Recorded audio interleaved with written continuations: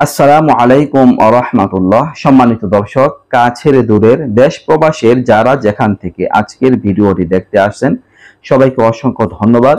দর্শক, আপনাদের সাথে আজকে গুরুত্বপূর্ণ কিছু স্বপ্ন শেয়ার করব। এই স্বপ্নগুলো দেখলে আপনাদের পুত্র সন্তান লাভ হবে, সাথে সাথে আপনি যদি বিবাহিত হন স্ত্রী গর্ভবতী হবে, আল্লাহ তাআলার রহমতের ভাগে আপনি হতে পারবেন, আল্লাহর রহমত আপনার প্রতি বর্ষিত হবে। স্বপ্নগুলো আপনাদের সাথে শেয়ার করব আল্লামা ইবনে সিরিন রহমতুল্লাহি আলাইহি এর স্বপ্নের তাবির নামক গ্রন্থ থেকে। দর্শক, আমরা সবাই সৎ লোক হওয়ার চেষ্টা করব, ভালো মানুষ হওয়ার চেষ্টা করব। যদি হতে পারি তাহলে আমরা সুন্দর সুন্দর কার্যকরী স্বপ্ন দেখতে পারবো, সুসংবাদমূলক স্বপ্ন দেখতে পারবো।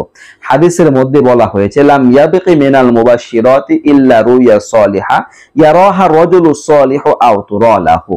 এখানে বলা হয়েছে সুসংবাদ বলতে আর কিছুই অবশিষ্ট নেই, তবে নেক স্বপ্ন অবশিষ্ট আছে। সুসংবাদ বলতে কিছু অবশিষ্ট নেই মানে, আগে সুসংবাদ এসেছে নবী রাসূলগণদের প্রতি ওহীর মাধ্যমে। এখন নবী রাসূলগণ তারা আর কেউ নেই, নবী রাসূলগণদের ধারা বন্ধ হয়ে গিয়েছে, সুতরাং ওহী আশাও বন্ধ হয়ে গেছে। তো ওহীর মাধ্যমে কোনো সুসংবাদ আর আশা বা ওহীর মাধ্যমে সুসংবাদ লাভের প্রত্যাশা আর কোশ্চেন কালেও করা যাবে না। হ্যাঁ, তবে সুসংবাদ বাকি আছে নেক স্বপ্ন, সৎ স্বপ্ন। সব স্বপ্নের মাধ্যমে সুসংবাদ আসতে পারে এই জমানাতেও। একটা নেক স্বপ্ন, একটা সৎ স্বপ্ন যদি কোনো মানুষ দেখেন তাহলে এর মাধ্যমে একটা সুসংবাদ মানুষ লাভ করতে পারে বা একটা দিক নির্দেশনা লাভ করতে পারে, ভালো বা খারাপের কোনো দিক নির্দেশনা পাওয়া যেতে পারে। এই যে সৎ স্বপ্ন বা নেক স্বপ্ন, এগুলো কারা দেখবেন? যেটা সুসংবাদ বহন করবে স্বপ্নটা, এটা দেখবেন ইয়ারাহা রাজুলু, একজন সৎ লোক দেখবে, একটা নেক লোক দেখবে বা সৎ লোকের জন্য কাউকে দেখানো হবে। কাজে দর্শক, সুসংবাদমূলক বা ভালো ভালো সুন্দর স্বপ্ন দেখার অন্যতম উপায় হচ্ছে নিজেকে সৎ বানানো, নিজেকে ভালো বানানো, এই যে ভালো মানুষে পরিণত করা। তাহলে আল্লাহ তাআলা সৎ স্বপ্ন দেখার তৌফিক দান করবে ইনশাআল্লাহ। তো দর্শক, আমরা এই গুণ অর্জন করার চেষ্টা করব।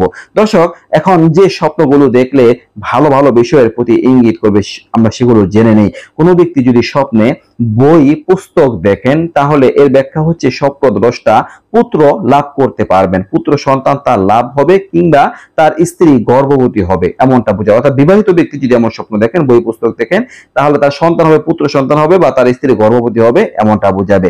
দর্শক, কোনো ব্যক্তি যদি স্বপ্নে পানি বিক্রেতাকে দেখেন, যে পানি বিক্রি করে এমন ব্যক্তিকে যদি দেখেন তাহলে স্বপ্নদ্রষ্টা আল্লাহর রহমত লাভ করতে পারবেন এমন বোঝায়। আল্লাহর রহমত যদি লাভ করা যায় তাহলে দুনিয়া আখিরাতে কোনো ভাবনা নেই, কোনো চিন্তা নেই, আপনার সব দিক দিয়ে সমস্ত উত্তম ফয়সালা হয়ে যাবে ইনশাআল্লাহ।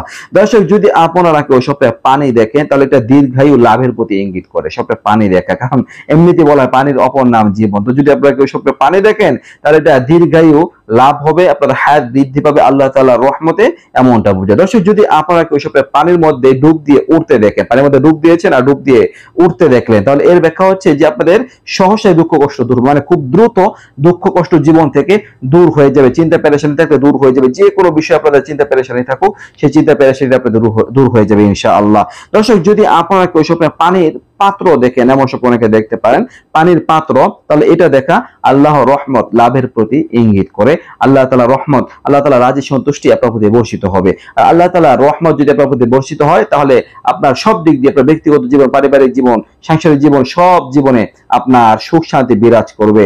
আপনার অসুস্থতা থাকলে দূর হয়ে যাবে, এই আর্থিক বিভিন্ন টেনশন থাকলে দূর হয়ে যাবে, আপনার মনের অপূর্ণ কোনো আশা থাকলে তাও পূরণ হয়ে যাবে ইনশাআল্লাহ। দর্শক, এই ছিল গুরুত্বপূর্ণ কয়েকটা স্বপ্ন নিয়ে আলোচনা। আশা করি বুঝতে পারছেন। কেমন লাগলো ভিডিওটা অবশ্যই কমেন্ট করে লিখে জানাবেন। নিত্য নতুন আরো ভিডিও পেতে সবাই পাশেই থাকবেন। এই পর্যন্তই। আসসালামু আলাইকুম ওয়া রাহমাতুল্লাহ।